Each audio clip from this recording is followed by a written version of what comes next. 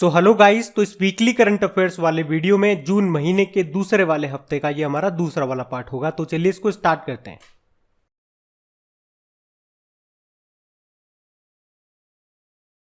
तो इस प्रश्न में आपको बताना है कि बाल श्रम के खिलाफ विश्व दिवस कब मनाया गया। इंग्लिश में बोलेंगे तो world day against child labour. ये 12 जून को हमने मनाया है। कौन मनाता है इसे? इंटरनेशनल लेबर ऑर्गेनाइजेशन इसको मनाता है। अच्छा, इंटरनेशनल लेबर ऑर्गेनाइजेशन आपको बताया ना, इसका हेडक्वार्टर कहाँ पे है? जेनेवा, स्विट्जरलैंड में इसकी स्थापना होती है 1919 में। अब आपके लिए यहाँ पे एक इंपॉर्टेंट प्रश्न बनेगा, अभी इसके नए अध्यक्ष कौन बन गए हैं? वो इस पद पर आने वाले पहले अफ्रीकी हैं, इसलिए उनका नाम इंपॉर्टेंट है, आपको याद होना चाहिए। कमेंट बॉक्स में बताइए। बाकी इसकी हम थीम की बात करें तो थीम क्या है? बाल श्रम को समाप्त करने के लिए सार्वभौमिक सामाजिक संरक्षण, universal social protection to end child labour. इसी तरह से एक इंटरनेशनल लेबर डे भी होता है जो हम 1 मई को मनाते हैं, ये याद रखना। बढ़ते आगे, चलिए बताइए, अंतरराष्ट्रीय एल्बिनिज्म जागरूकता दिवस यानी कि इंटरनेशनल एल्बिनिज्म अवेयरनेस डे कब मनाते हैं? तो संयुक्त राष्ट्र मनाता है इसे हर साल 13 जून को। एल्बिनिज्म, इसे आप हिंदी में रंगहीनता भी कहते हो। ये एक बीमारी है जिसमें स्किन पे जो पिगमेंट होता है ना, उसकी कमी हो जाती है, जिसके कारण हमारी त्वचा का रंग, आंखों का रंग, बालों का रंग ये हल्का हो जाता है। पिगमेंट भी कौन सा वाला?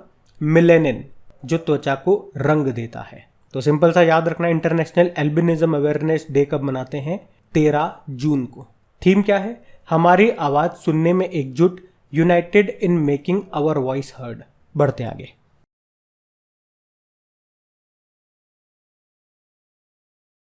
तो इस प्रश्न में आपसे पूछ रहे हैं किसे मनरेगा लोकपाल नियुक्त किया गया? तो आंसर होगा NJ ओझा को।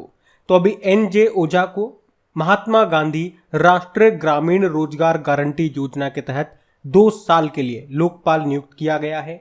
तो एक लोकपाल के पास मनरेगा श्रमिकों की शिकायत प्राप्त करने की शक्ति होती है, जिससे वो शिकायत पर विचार करता है और शिकायत प्राप्त होने की तारीख से 30 दिनों के भीतर उसे एक्शन भी लेना होता है, और जिसने शिकायत की है उन्हें पुरस्कार भी दिया जाता है। अच्छा, नरेगा की बात करें तो राष्ट्रीय ग्रामीण रोजगार गारंटी अधिनियम 2005 के तहत इसको लाया गया था, जिसे बाद में 2009 में महात्मा गांधी राष्ट्रीय ग्रामीण रोजगार गारंटी अधिनियम या मनरेगा के रूप में बदल दिया गया था। आपको याद होगा, मनरेगा की निगरानी के लिए एक एप्लीकेशन भी आया था, लोकपाल एप्लीकेशन। वैसे लोकपाल के पहले अध्यक्ष कौन थे? पिनाकी चंद्र घोष थे। आप बताओ, अभी यूनियन बैंक ऑफ इंडिया की पहली महिला मैनेजिंग डायरेक्टर कौन बनी है? तो ए मणिमेखलाई। और अभी भारतीय एयरटेल के फिर से MD CEO कौन बन गए? गोपाल विट्ठल बन गए। और लार्सन एंड टुब्रो के MD CEO कौन बन गए? SN सुब्रमण्यम। बढ़ते आगे, चलिए बताइए, जून 2022 में किसे संयुक्त राष्ट्र के अवर महासचिव के रूप में नियुक्त किया गया? तो आंसर होगा रबाब फातिमा। तो रबाब फातिमा के बारे में आपको बता दूं, ये संयुक्त राष्ट्र यानी कि यूनाइटेड नेशन में बांग्लादेश के स्थायी प्रतिनिधि राजदूत यानी कि permanent representative of Bangladesh to United Nation है। रबाब फातिमा इनका नाम है, जिन्हें अभी संयुक्त राष्ट्र का अवर महासचिव, इंग्लिश में बोलोगे तो under secretary general of United nation नियुक्त किया गया है। तो अब से कम विकसित देशों, भूमि से घिरे विकासशील देशों और छोटे द्वीप विकासशील राज्यों के लिए उच्च प्रतिनिधि भी होंगी। क्या नाम है? रबाब फातिमा। चलो मुझे बताओ, अभी हमारे चीफ इलेक्शन कमिश्नर कौन बने? राजीव कुमार बने 25वें नंबर के। हज समिति के अध्यक्ष बने थे AP अब्दुल्ला कुट्टी। और नेस्कॉम के नए अध्यक्ष कृष्णन रामानुजम। पढ़ते आगे। अच्छा बताइए, अभी किसे RBL बैंक के MD CEO के रूप में नियुक्त किया गया? तो आंसर होगा R सुब्रमण्य कुमार को। तो अभी RBI reserve bank of India ने R सुब्रमण्य कुमार को 3 साल के लिए RBL बैंक का MD CEO नियुक्त किया है। RBL बैंक में RBL का फुल फॉर्म क्या होता है? क्या कभी सोचा आपने इस बारे में?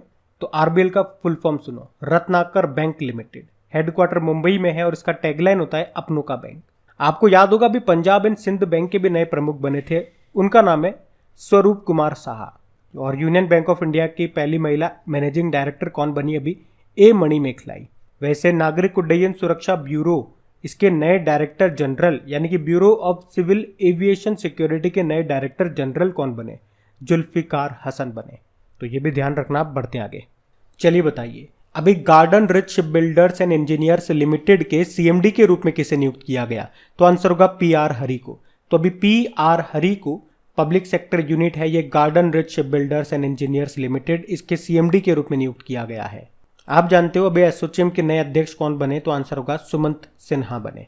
और जूलॉजिकल सर्वे ऑफ इंडिया की पहली महिला निदेशक कौन बनी? धृति बनर्जी बनी है। और राष्ट्रीय अल्पसंख्यक आयोग नेशनल माइनॉरिटीज कमीशन के नए अध्यक्ष कौन बने? तो आंसर होगा इकबाल सिंह लालपुरा। बाकी गार्डन रिच शिप बिल्डर्स, इसका हेडक्वार्टर मिलेगा आपको कोलकाता में। और आपको अभी शायद याद होगा भारतीय नौसेना का एक सर्वेक्षण पोत है आईएनएस निर्देशक, जिसको अभी चेन्नई के कट्टुपल्ली में लॉन्च किया गया था। इसी ने बनाया है उसको, गार्डन रिच शिप बिल्डर ने। और जो आईएनएस संध्याक है उसको भी इसी ने बनाया। ये अभी न्यूज़ में थे इसलिए मैं आपको बता रहा हूँ, ताज़ा ताज़ा, आपको याद भी होगा। बढ़ते आगे।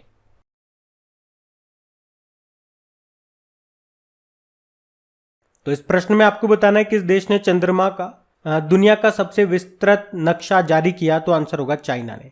तो अभी चाइना ने चंद्रमा का एक नया भूगर्भिक नक्शा जारी किया है, जिसके बारे में उसका कहना है कि ये अब तक का सबसे विस्तृत यानी कि फाइन डिटेल्स के साथ, विस्तार के साथ ये नक्शा है। मतलब इसमें चंद्रमा की सरफेस को और भी बारीकी से विवरण किया गया है, यानी कि और भी डिटेल में ये नक्शा है। वैसे आपको बता दूं कि 2020 में यूएस जियोलॉजिकल सर्वे ने पहली बार पूरे चंद्र सतह की मैपिंग की थी। चाइना की कैपिटल बीजिंग है, करेंसी है रेनमिनबी और प्रेसिडेंट कौन है? Xi Jinping. बढ़ते आगे। अच्छा प्रश्न है ये, बताओ किस देश में डिजिटल इलेक्ट्रॉनिक्स के लिए दुनिया का पहला राइट टू रिपेयर कानून पारित किया गया? तो आंसर होगा अमेरिका। तो अमेरिका में न्यूयॉर्क राज्य विधानमंडल ने दुनिया का पहला राइट टू रिपेयर कानून पारित किया है। एक्चुअली में आपने देखा होगा जो आपके इलेक्ट्रॉनिक्स आइटम्स होते हैं, जैसे कि मोबाइल, लैपटॉप वगैरह हो गया, आप जिस भी कंपनी का लाते हो तो उसमें अगर कुछ खराबी आ जाती है या उसका कोई पार्ट्स खराब हो जाता है, तो वो पार्ट्स वगैरह वो आपको कहाँ पे मिलेंगे? उसी कंपनी में, या मतलब उसके जो सर्विस सेंटर होते हैं आपके शहरों में, वहां पे आपको मिलेंगे। इसीलिए वो जो चार्ज लगाएंगे उसका वो आपको देना भी पड़ेगा, क्योंकि वो मिलते ही वहीं हैं, वहीं सर्विस सेंटर में मिलते हैं और कोई जगह ही नहीं है। तो आपकी मजबूरी है, जितने में भी वो देंगे वो लेना पड़ेगा। अब आप कहोगे कि आसपास जो रिपेयरिंग करने वाले होते हैं, जो मिस्त्री होते हैं, उनके पास चले जाओगे, वो सस्ते में लगा देंगे। वो सस्ते में आपके कोई पार्ट लगाएंगे तो वो उसी कंपनी का नहीं लगाएंगे, कोई लोकल सा लगा देंगे, वो कुछ दिन में खराब हो जाएगा। या अगर वो कंपनी का भी लगाएंगे तो आप जानते हो वो कंपनी का कहाँ से लाएंगे? वहीं सर्विस सेंटर से लेके आएंगे, तो उतने का ही उनको भी पड़ेगा। फिर वो अपना खर्चा पानी अलग से निकालेंगे तो आपको तो और महंगा पड़ जाएगा। तो आप प्रॉब्लम समझ रहे हो? मतलब जो वो कंपनी है वो अपने जो सामान है, जो पार्ट्स हैं, जो टेक्नोलॉजी है, जो सॉफ्टवेयर है, वो दूसरों को नहीं देती है। तो लोगों की मजबूरी हो जाता है, जिस कीमत पे वो कंपनी उन पार्ट्स को देगी उसी कंपनी में उनको खरीदे। तो यही तो राइट टू रिपेयर कानून में कहा गया है कि उस कंपनी को जो भी उस प्रोडक्ट से रिलेटेड उपकरण होंगे, जो भी सॉफ्टवेयर, जो भी टेक्नोलॉजी है, वो स्वतंत्र जो मरम्मत करने वाले लोग हैं उन्हें भी उनको देना पड़ेगा। इससे फायदा किसका होगा? दोनों का होगा। मतलब कंज्यूमर का भी होगा और जो स्वतंत्र मरम्मत करने वाला व्यक्ति है उसका भी होगा, क्योंकि उसको भी रोजगार मिलेगा। तो आपको सिंपल सा याद रखना है, दुनिया का पहला राइट टू रिपेयर कानून ये पास हुआ यूएस के न्यूयॉर्क में। और न्यूयॉर्क किस नदी के किनारे स्थित है? हडसन नदी के किनारे। और अमेरिका की कैपिटल क्या है? वॉशिंगटन डीसी, जो कि किस नदी के किनारे स्थित है? पोटामेक नदी के किनारे। याद रखना। बढ़ते आगे। चलिए बताइए, राजेश एक्सपोर्ट्स लिमिटेड ये किस राज्य में देश का पहला इलेक्ट्रॉनिक डिस्प्ले प्लांट स्थापित करने जा रहा है? तो आंसर होगा तेलंगाना में। तो राजेश एक्सपोर्ट्स, इसने तेलंगाना में देश का पहला इलेक्ट्रॉनिक डिस्प्ले प्लांट स्थापित करने के लिए $3 अरब का निवेश करने पर सहमति जताई है। और ये इलेस्ट के माध्यम से निवेश कर रहा है। ये एक इकाई है, एक यूनिट है, जिसे डिस्प्ले और इलेक्ट्रॉनिक वाहन जैसे उत्पाद बनाने में विविधता लाने के लिए शामिल किया गया है। राजेश एक्सपोर्ट्स के बारे में आपको बता दूं, ये एक भारतीय बहुराष्ट्रीय गोल्ड रिटेलर है। कंपनी सोने और गहनों की रिफाइनिंग, डिजाइनिंग और बिक्री करती है। तो सिंपल सा आप याद रखेंगे कि राजेश एक्सपोर्ट्स लिमिटेड किस राज्य में देश का पहला इलेक्ट्रॉनिक डिस्प्ले प्लांट स्थापित करेगी? तो आंसर होगा तेलंगाना में। बढ़ते आगे। चलिए बताइए, फ्रांस के लुई 14 के बाद इतिहास में दुनिया का सबसे लंबे समय तक शासन करने वाला मोनार्क कौन बन गया? मोनार्क मतलब सम्राट। तो आंसर होगा एलिजाबेथ द्वितीय। तो अभी ब्रिटेन की जो महारानी है एलिजाबेथ द्वितीय, तो फ्रांस के लुई 14 के बाद इतिहास में दुनिया की ये दूसरी सबसे लंबे समय तक राज करने वाली मोनार्क बन गई है। अभी वैसे उन्होंने थाईलैंड के जो राजा हैं भूमिबोल अदुल्यादेज, इनको पीछे छोड़ दिया है, जिन्होंने 70 साल और 126 दिनों तक शासन किया था। पर अभी भी ये फ्रांस के लुई 14, जो कि सबसे लंबे समय तक राज करने वाले सम्राट थे, उनसे पीछे हैं। उन्होंने 1643 से लेकर 1715 तक, यानी कि 72 साल और 110 दिनों तक शासन किया था। ध्यान रखना। बढ़ते आगे।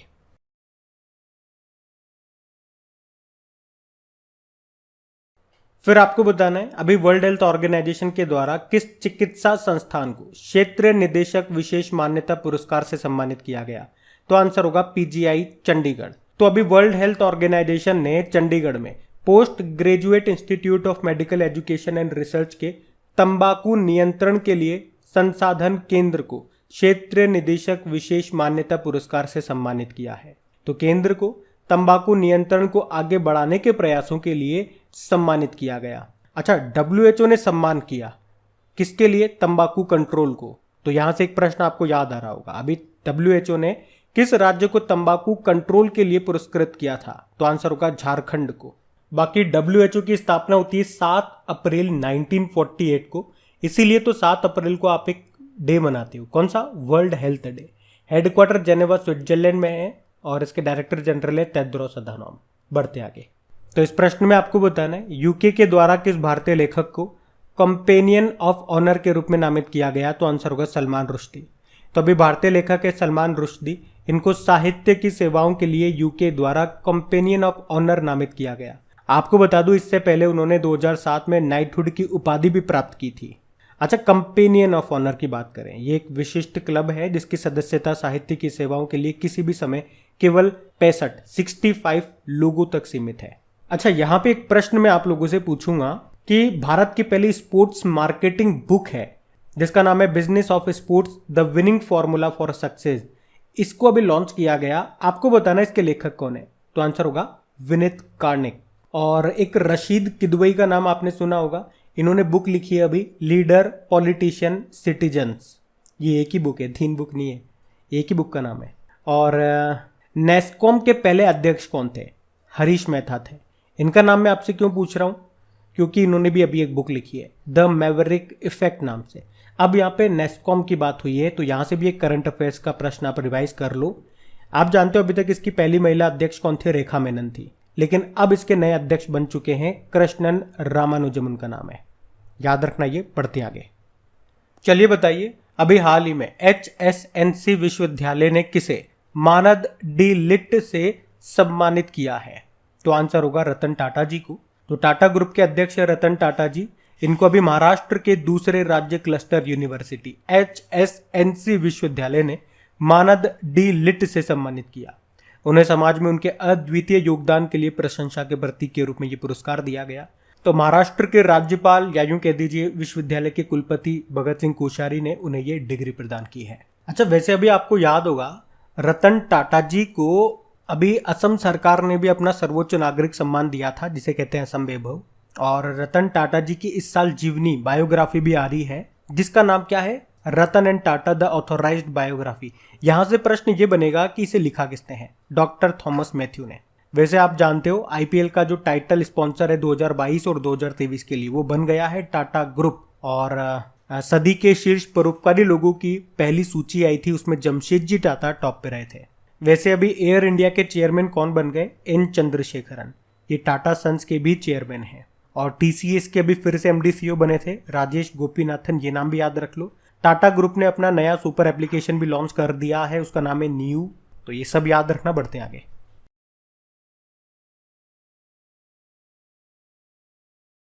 चलिए बताइए, भारत के 74वें नंबर के शतरंज ग्रैंड मास्टर कौन बन गए? तो आंसर होगा राहुल श्रीवास्तव पी। याद रखना ये तेलंगाना से हैं, राहुल श्रीवास्तव पी इनका नाम है। और अब ये भारत के 74वें नंबर के शतरंज ग्रैंड मास्टर बन गए हैं। इससे पहले हमारे 73rd नंबर के ग्रैंड मास्टर थे भरत सुब्रमण्यम, और इनसे पहले 72 नंबर के थे मित्राबा घुवा, और 71 नंबर के थे संकल्प गुप्ता। वैसे हमारे पहले ग्रैंड मास्टर कौन थे पुरुषों में? तो विश्वनाथ आनंद थे, 1988 में बने थे ये। और आपको याद होगा फिर 1991-92 में भारत का जो सर्वोच्च खेल सम्मान है राजीव गांधी खेल रत्न पुरस्कार, वो इन्हीं को मिला था। वैसे अभी इसका नाम बदल करके मेजर ध्यानचंद जी के नाम पे कर दिया गया। अच्छा, एक और प्रश्न बनेगा, इस पुरस्कार में पहले खेल राशि 7.5 लाख रुपए दी जाती थी, अभी उसे बदल के कितनी कर दी गई? 25 लाख रुपए कर दी गई। और वैसे हमारी पहली महिला ग्रैंड मास्टर का नाम क्या है? एस विजय लक्ष्मी है। और ये मैंने अभी आपको बताया ना, पहले जो पुरुषों में ग्रैंड मास्टर थे विश्वनाथ आनंद, इनकी बायोग्राफी भी याद रख लो, माइंड मास्टर है। अब 2-3 प्रश्न मैं आपसे पूछ रहा हूँ, बताओ वर्ल्ड चेस डे कब मनाते हैं? और आप बताओ अभी भारत में पहली बार चेस एकेडमी कहाँ पे खुलेगी? उसके अलावा आप बताओ कि इस साल जो फिडे शतरंज ओलंपियाड होंगे ये भारत में पहली बार होंगे, तो बताओ कहाँ पर होंगे, भारत में भी कहाँ पर होंगे? और अभी इसका शुभंकर मैस्कॉट भी लॉन्च कर दिया गया, उसका नाम क्या है? ये सब प्रश्नों के उत्तर दो, हम बढ़ते हैं आगे। अच्छा फिर बताइए किसने अजरबैजान फार्मूला 1 ग्रैंड प्रिक्स को जीत लिया? तो आंसर होगा मैक्स वर्स्टपन ने। आप जानते हो ये रेड बुल के ड्राइवर है, नीदरलैंड के रहने वाले हैं मैक्स वर्स्टपन, और अभी इन्होंने अजरबैजान फार्मूला 1 ग्रैंड प्रिक्स को जीत लिया है। नाम याद रखना, बढ़ते आगे। अच्छा फिर बताइए किसे मई महीने के ICC men's player of the month के रूप में चुना गया? तो आंसर होगा एंजेलो मैथ्यूज को। तो ये पूर्व श्रीलंकाई कप्तान है एंजेलो मैथ्यूज, और जिन्हें अभी ICC men's player of the month का अवार्ड मिला है। और अगर बात करें वुमेन्स में कि ICC women's player of the month किसे चुना गया, तो पाकिस्तान की तुबा हसन को चुना गया है। तो ये दोनों नाम आपको याद रखने हैं। आईसीसी का हेडक्वार्टर कहाँ पर है? यूनाइटेड अरब अमीरात के दुबई में। और आईसीसी के नए सीईओ बने अभी जॉफ एलार्डिस, और इसके चेयरमैन है ग्रेग बार्कले, जो कि खुद न्यूजीलैंड से हैं। बढ़ते आगे। अच्छा फिर बताओ टेस्ट क्रिकेट में 650 विकेट लेने वाले पहले तेज गेंदबाज कौन बन गए? तो आंसर होगा जेम्स एंडरसन। इंग्लिश पेसर है, पेसर मतलब तेज गेंदबाज है ये जेम्स एंडरसन। इन्होंने भी न्यूजीलैंड के खिलाफ दूसरे टेस्ट की दूसरी पारी में टॉम लेथम का विकेट लेते ही इतिहास रच दिया।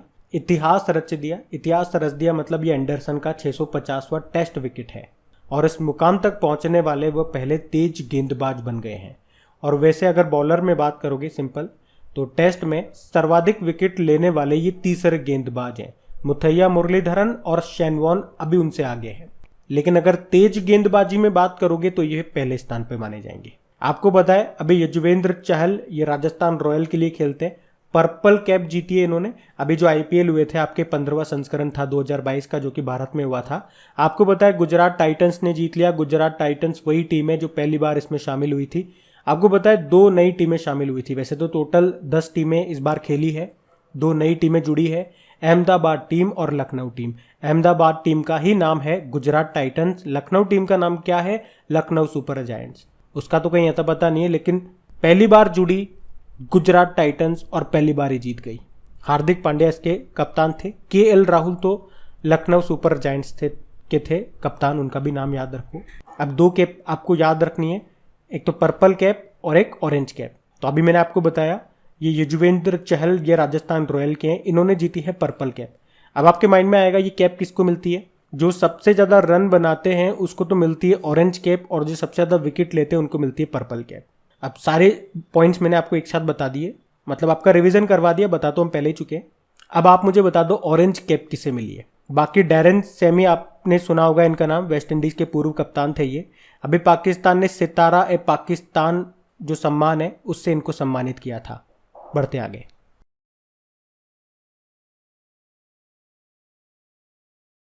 चलिए बताइए जून 2022 में जारी वैश्विक सतत विकास रिपोर्ट 2022 में भारत कौन से स्थान पर है? 121वें स्थान पे। तो वैश्विक सतत विकास रिपोर्ट 2022 यानी कि ग्लोबल सस्टेनेबल डेवलपमेंट रिपोर्ट 2022 किसने जारी किया? यूनाइटेड नेशन की एक संस्था है सस्टेनेबल डेवलपमेंट सॉल्यूशन नेटवर्क, इसने इस रिपोर्ट को जारी किया।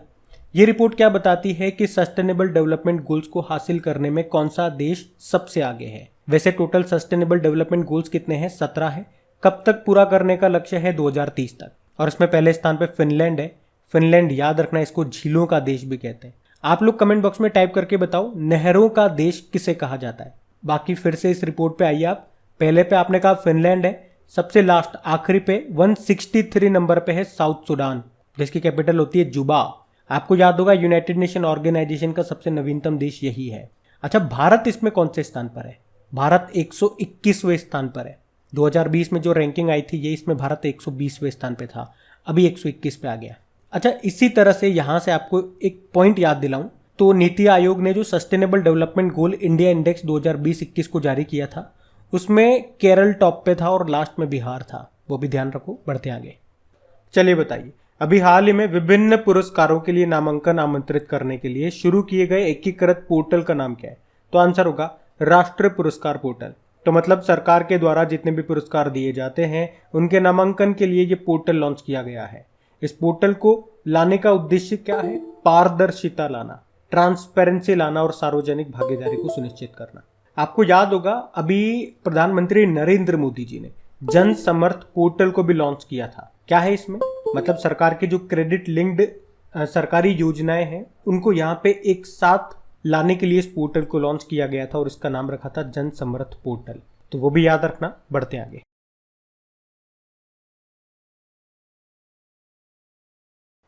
तो इस प्रश्न में आपसे पूछ रहे हैं किस शहर में प्रधानमंत्री नरेंद्र मोदी जी ने इन स्पेस यानी कि भारतीय राष्ट्रीय अंतरिक्ष संवर्धन और प्राधिकरण केंद्र के मुख्यालय का उद्घाटन किया?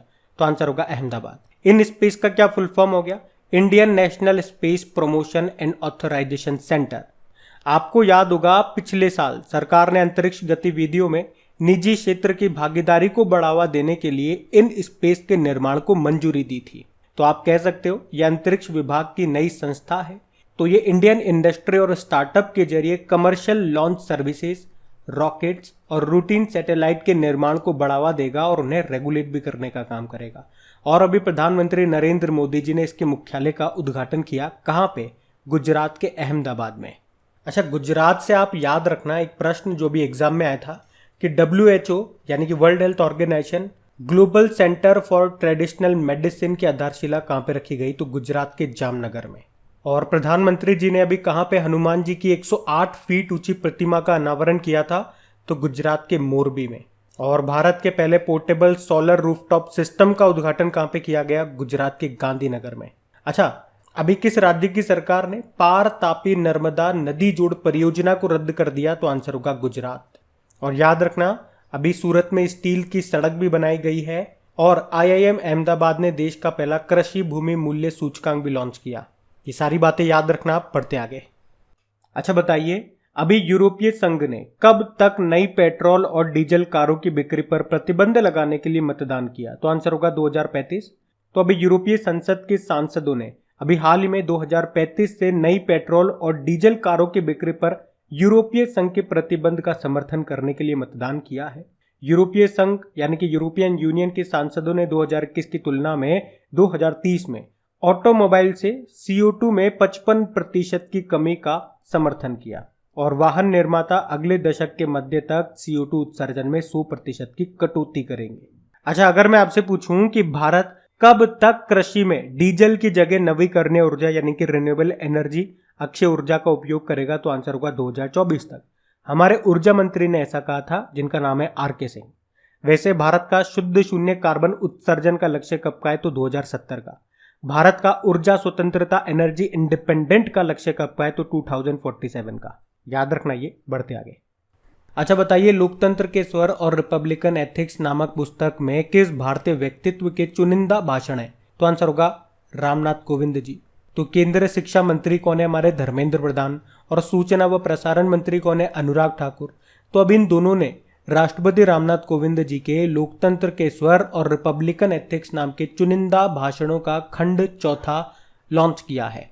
खंड चौथे से क्या मतलब है? इस बुक में राष्ट्रपति जी के भाषण है और कौन से वर्ष के भाषण है? चौथे वर्ष के।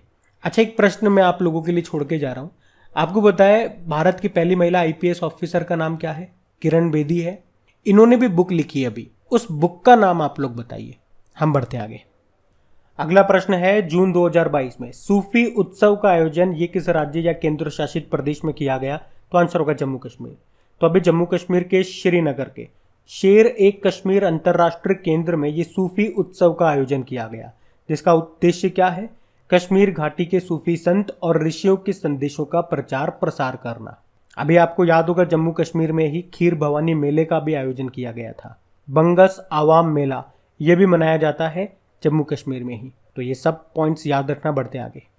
चलिए बताइए, अभी हाल ही में चर्चा में रहा दाविंची मिशन का संबंध किससे है? तो आंसर होगा नासा। दाविंची मिशन याद रखना ये शुक्र ग्रह के लिए है, वीनस के लिए है, जिसे नासा लॉन्च करेगा।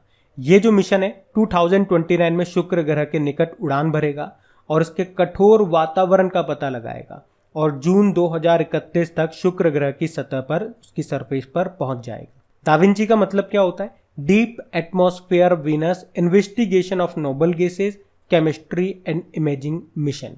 आपको पता है नासा जो है ये इसरो के साथ मिलकर के एक उपग्रह सैटेलाइट बना रहा है। इसका नाम है निसार। निसार का मतलब हो गया NASA ISRO synthetic aperture radar, इसे ये 2023 में लॉन्च करेंगे। अच्छा, जब भी नासा की बात आती है एक नाम आपको याद आना चाहिए, सिंथिया रोसेंजबर्ग का नाम। ये नासा की जलवायु अनुसंधान वैज्ञानिक है।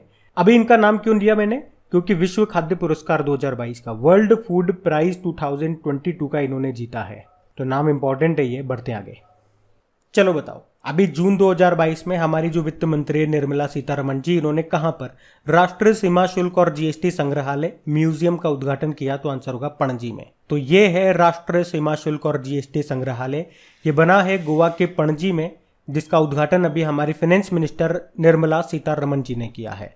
आपसे सवाल पूछा जाएगा कि इसका नाम क्या रखा गया, तो याद रखना धरोहर। एक्चुअली में ये 2 मंजिला एक ब्लू बिल्डिंग है। ब्लू बिल्डिंग क्यों है, क्योंकि आप देखो ब्लू कलर की है ये। इससे पहले गोवा में पुर्तगाली शासन जब था उस दौरान इसे अल्फांडेगा के नाम से जाना जाता था। तो 4 प्रश्न मैंने आपको बताए, क्या क्या फिर से सुनो। अभी निर्मला सीतारमण जी ने कहां पर राष्ट्रीय सीमा शुल्क और जीएसटी संग्रहालय का उद्घाटन किया, तो आपका आंसर होगा गोवा में। गोवा में भी कहां पे, गोवा की कैपिटल पणजी में, मांडोवी नदी के किनारे। क्या नाम रखा है इसका, धरोहर। ये कौन से कलर की बिल्डिंग है, ब्लू कलर की। और पुर्तगाली शासन में इसे क्या नाम से जाना जाता था, अल्फांडेगा। याद रहेगा ना ये सारे पॉइंट्स।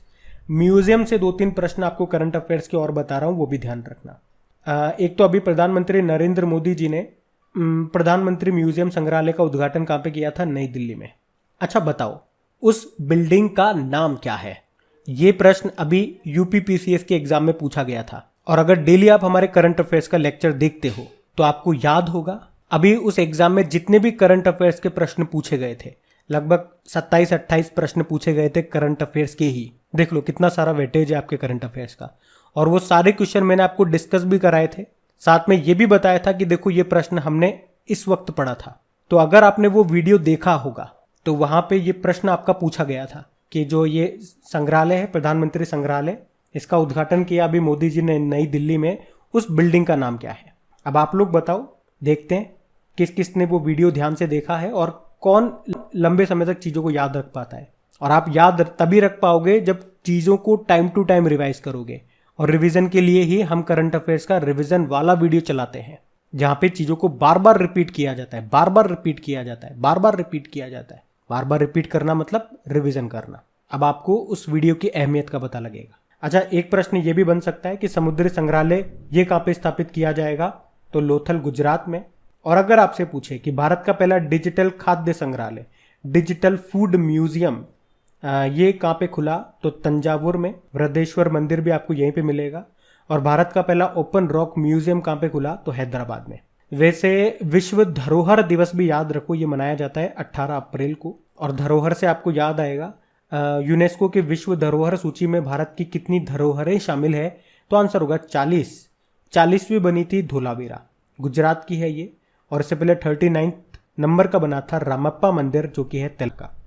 और इसमें आपको याद रखना है 40 तो मूर्त धरोहरें हो गई, टेंजिबल साइट्स। 14 इसमें अमूर्त धरोहरें हैं, इंटेंजिबल साइट्स हैं। और इसमें 14वीं नंबर की 14th नंबर की बनी थी दुर्गा पूजा, जो कि पश्चिम बंगाल की है। तो सब चीज़ों को लिंक करते हुए मैंने आपको काफ़ी सारी चीज़ें बता दी, इनको ध्यान रखना। कोई नई चीज़ें नहीं है आपके लिए जो आपको लगे कि हाँ ये क्या बता रहे हो। कई बार मैं रिपीट करता हूँ, आपको एक बार याद नहीं होगा, एक बार समझ में नहीं आएगा, 2 बार नहीं आएगा, लेकिन बार बार ही अगर मैं इसको चीज़ को रिपीट करता हूँ तो आपको ये सब चीज़ें याद है। हाँ, बशर्ते आप पहली बार इस वीडियो को देख रहे होंगे तो आपको लग रहा होगा अजीब सा कि इतना सारा आप पढ़ा रहे हो, इतना सारा एक ही क्वेश्चन में बता रहे हो। तो आप पहली बार देख रहे हो ना, इसीलिए लग रहा है। कंटिन्यू अगर हमारी वीडियोस आप देखोगे, कॉन्टिन्यूटी बनाए रखोगे, कहने का मतलब है, तो आपको मजा आने लगेगा। क्योंकि एक ही चीज को हम बार बार रिपीट कर रहे हैं, अभी भी रिपीट कर दिया, आगे जाके फिर रिपीट करेंगे, तो आपका रिविजन होता रहेगा। आप खुद से इनके आंसर बोलने लगोगे, खुद से दोहराने लगोगे। और गाइज, अगर सेशन अच्छा लगा तो प्लीज वीडियोस को शेयर जरूर कीजिएगा, लाइक जरूर कीजिएगा, इससे हमें भी मोटिवेशन मिलता है। और जब वीडियोस पे व्यूज आते हैं, शेयर होते हैं, तो हमें भी अच्छा लगता है। और अच्छा लगता है, मन प्रसन्न रहता है, तो और मेहनत करने का मन करता है। और मेहनत किसके लिए की जा रही है, आप ही लोगों के लिए। तो अब आप देख ले, आप वीडियो को शेयर करोगे तो उसका बेनिफिट आप ही को मिलने वाला है। घूम फिर के आप ही को सब कुछ समर्पण है। अभी हम बढ़ते हैं। चलो बताओ, अभी 2023-24 के लिए यूनाइटेड नेशन सिक्योरिटी काउंसिल के अस्थायी सदस्य के रूप में 5 देशों को चुना गया था। आपको बताना है, ये ऑप्शन दिए हुए हैं, इनमें से कौन एक नहीं है। भाई 5 देशों में से कौन एक नहीं है इन ऑप्शन में से बताओ। और आपके 5 ऑप्शन क्या क्या है? स्विट्जरलैंड, भारत, जापान और माल्टा। तो आंसर होगा भारत। तो प्रश्न में कहा जा रहा है यूनाइटेड नेशन सिक्योरिटी काउंसिल में नॉन परमानेंट मेंबर के रूप में 5 देश शामिल होंगे 2023 और 2024 के लिए। वे 5 देश कौन कौन से हैं? स्विट्जरलैंड, जापान, माल्टा, मोजाम्बिक और इक्वेडोर। एक्चुअली मैं आपको बताया यूनाइटेड नेशन सिक्योरिटी काउंसिल में टोटल मेंबर है 15, जिसमें से 5 परमानेंट मेंबर है जिनके पास वीटो पावर होती है। कौन कौन है वो? यूएस, रशिया, चाइना, इंग्लैंड और फ्रांस।